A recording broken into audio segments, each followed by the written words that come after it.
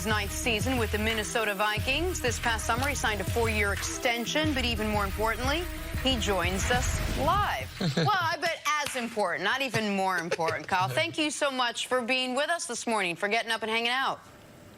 Thanks for having me. All right, so I would imagine this is the question you guys ask yourselves every year as you all convene and get ready to go to camp. But what are you specifically trying to prove on this year as you get ready for training camp?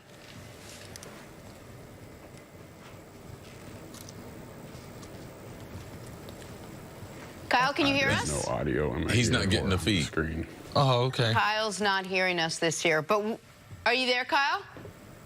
Is that live or? All right, so while we get Kyle's audio situation improved, you guys are pretty high in the Vikings. At least you were, CC, talking about what they have. They've improved their defense. Talk to me a little bit about what your thoughts are as they get ready to start the season. Well, they had a disappointing season last year, not making the playoffs. When you go out and get Kirk Cousins, which you thought was an upgrade from Case Keenum, and you're not in the postseason, of course it's a disappointment. But just in their primetime games, which has been a consistent for Kirk Cousins when he was in Washington, didn't play well. In the Minnesota games, he didn't play well. And now is the fear as a Vikings fan is, man, Chicago is really good. Aaron Rodgers got a new coach, new coordinator, and they're going to be really good. So it's a challenge. They got a very good roster, but the NFC is stacked top to bottom. They should be. The weakest unit they have on their team is their offensive line. They went out and tried to improve that, trying to give Kurt some protection. But ultimately, it's about, can they run the game?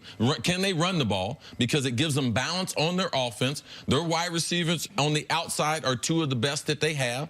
Kyle is still a very, very effective tight end. They're trying to get Irv Smith Jr. involved, the rookie from Alabama. He's looking over Kyle's shoulder. So I'm glad that they signed Kyle to a contract extension. It was definitely needed to be able to bring him back, because as a receiver and end of the line blocker, he's still one of the best tight ends that we have. And there's only a few tight ends that are willing to block, the ones that can be wide receivers. So yes, this is a talented roster. And I even talked about the best part of the team is their defense, which year in and year out under Coach Zim is going to be one of the top defenses in the league.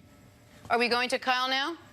Not yet. All right. So is Kirk Cousins then, Nick, going to be the biggest question mark, the biggest issue question that they have coming in? Fairly or not, yes. And I mean, even if we remove the contract from it, because Chris has said for 2 years the biggest worry on the team is the offensive line. But people aren't on a national level going to spend a lot of time talking about the Vikings offensive line. What people are going to know is this: they've got a great duo of wide receivers in Thielen and Diggs. They've got a very good tight end in Adam Thielen. Dalvin Cook, we know how good he can be even despite tearing his ACL his rookie year. And you mentioned, see, that defense has an all-pro level player on the line, linebacking core, and secondary. So yes, of course, like that will be the major question mark for them, as it is for a lot of teams, is extra scrutiny on the quarterback. All right, Kyle Ruodolph joins us for the 3rd time. Thank you so much, Kyle, for being patient with us. All right, what is the collective mindset? I got nothing again.